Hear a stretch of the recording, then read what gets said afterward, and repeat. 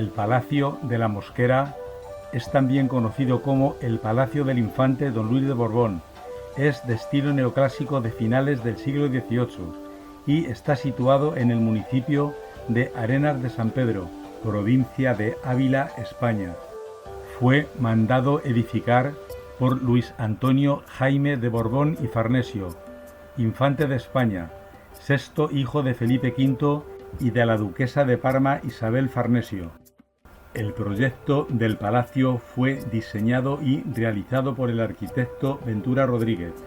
El nombre de Luis le fue impuesto en honor a Luis XV de Francia, al ocupar un lugar muy retrasado en la línea sucesoria de la corona española. Fue orientado hacia la carrera eclesiástica, como se venía entonces haciendo en casi toda Europa, con los hijos segundones de la nobleza y la realeza. En la línea sucesoria estaban delante de él los dos hijos varones del primer matrimonio de su padre, Luis y Fernando, también sus otros dos hermanos mayores, Carlos y Felipe, fruto del matrimonio de Felipe V con su segunda esposa, Isabel de Farnesio. Ambos estaban destinados a ocupar, por la influencia ejercida por su madre en Italia, el reino de las dos Sicilias y el ducado de Parma, respectivamente. En la carrera eclesiástica llegó a ser cardenal arzobispo de Toledo y primado de España en 1735 y arzobispo de Sevilla en 1741, abandonando el estado eclesiástico en 1754, convirtiéndose entonces en 1761 en el 13º conde de Chinchón, no sirviendo de nada que en 1735 sus padres le consiguieron, tras duras y largas gestiones con la Santa Sede, el arzobispado de Toledo, que se realizó en calidad de administrador de los bienes temporales de la diócesis, debido a que Luis tenía apenas 8 años, y el Concilio de Trento impedía el ordenamiento de sacerdotes niños. Desde un principio, Luis deseó abandonar la vida eclesiástica, al no tener vocación religiosa, sino otros intereses más mundanos. Sus verdaderas aficiones eran la danza, la música, la caza, el tiro y la esgrima. Comunicando en 1754 su deseo a su hermano el rey Fernando VI, pues, según escribió, aspiro a una mayor tranquilidad de espíritu y seguridad de conciencia. Su hermano el rey accedió a la propuesta y ese mismo año el Papa Clemente XIII aceptó su renuncia, permitiéndosele abandonar la carrera eclesiástica ese mismo año y concediéndole como compensación una pensión anual de 946.107 reales sobre las rentas del arzobispado de Toledo. Cuando su hermano Felipe se convirtió en duque de Parma, le compró el condado de Chinchón, incluyendo el castillo, además diversas propiedades en Morata de Tajuña, San Martín de la Vega, Colmenar de Oreja, Villaconejos, Villaviciosa de Odón y Boadilla del Monte, lugar en el que encargó al arquitecto Ventura Rodríguez el famoso palacio que lleva su nombre. En este lugar continuó con sus aficiones de la caza y el cultivo de las artes, las ciencias y las letras. Patrocinó a músicos como Boccherini y a pintores tales como Luis Pared y Alcázar, Francisco de Goya y al pintor y grabador francés Charles-Joseph Flipart. Luis había manifestado en varias ocasiones el deseo de contraer matrimonio.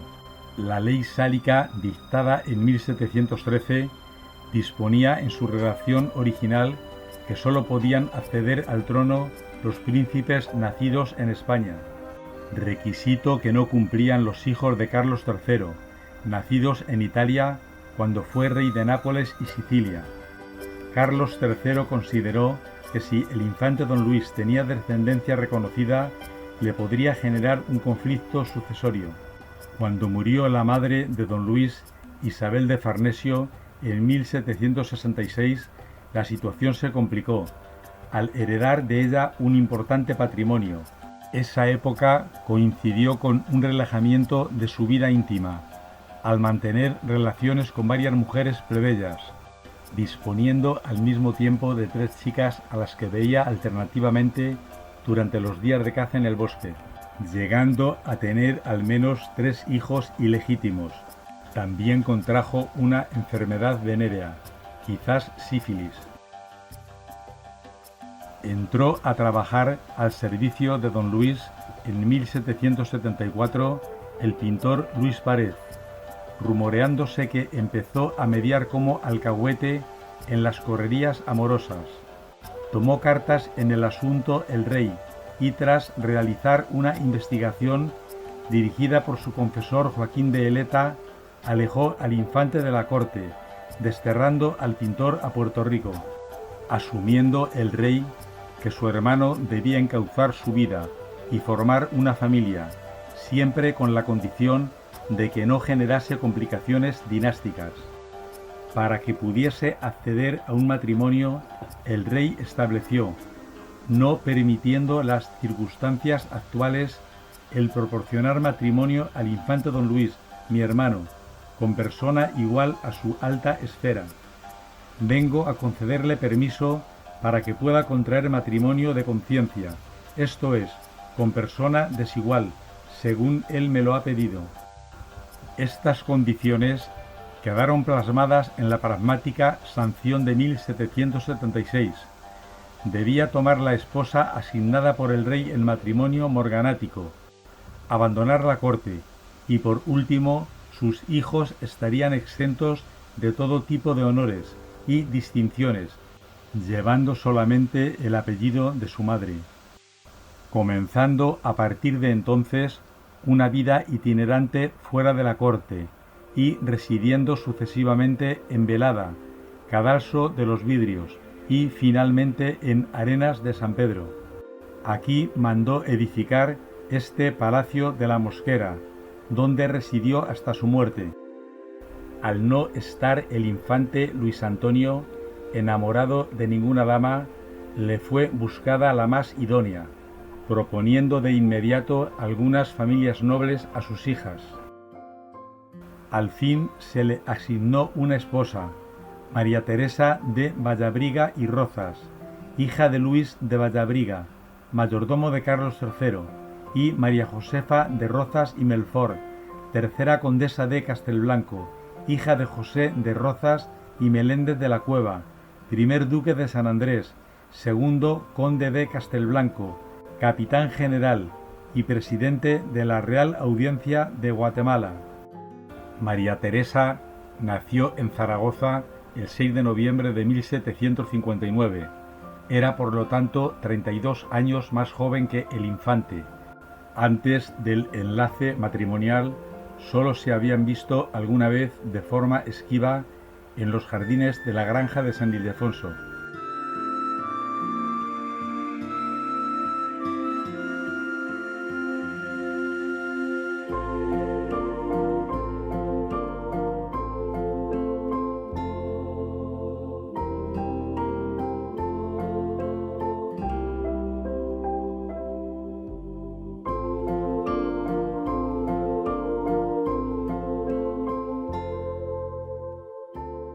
Don Luis ofreció como regalo de compromiso a su prometida muchas y valiosas joyas.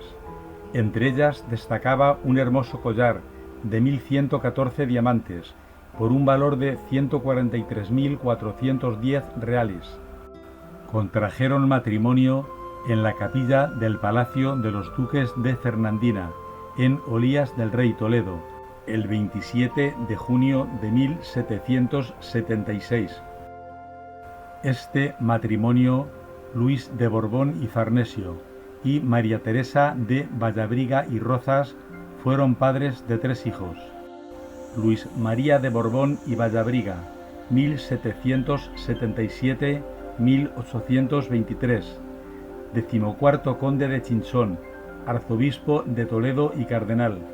Fue el único miembro de la familia que se quedó en España durante la Guerra de la Independencia, siendo presidente de la regencia instaurada por las Cortes de Cádiz en 1808 hasta la llegada de su primo Fernando VII.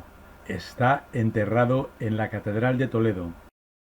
Por la renuncia del anterior, su hermano, María Teresa de Borbón y Vallabriga, 1780-1828, fue la 15ª condesa de Chinchón y primera marquesa de Boadilla del Monte.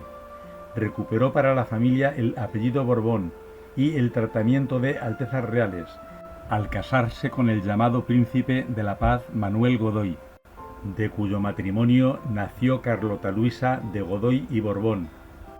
Yace sepultada en la capilla del Palacio de Boadilla del Monte, Madrid. En su etapa de madurez pictórica, Francisco de Goya la retrató en 1800 en el famoso cuadro titulado La Condesa de Chinchón, que se conserva desde el año 2000 en el Museo del Prado. La segunda hija, María Luisa de Borbón y Vallabriga, 1783-1846, casó con Joaquín José Melgarejo y Saurín, primer duque de San Fernando de Quiroga. Ambos no tuvieron sucesión.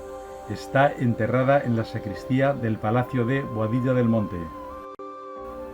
La familia de don Luis y María Teresa se trasladaron en 1783 al Palacio Nuevo de Arenas de San Pedro, estando todavía en construcción.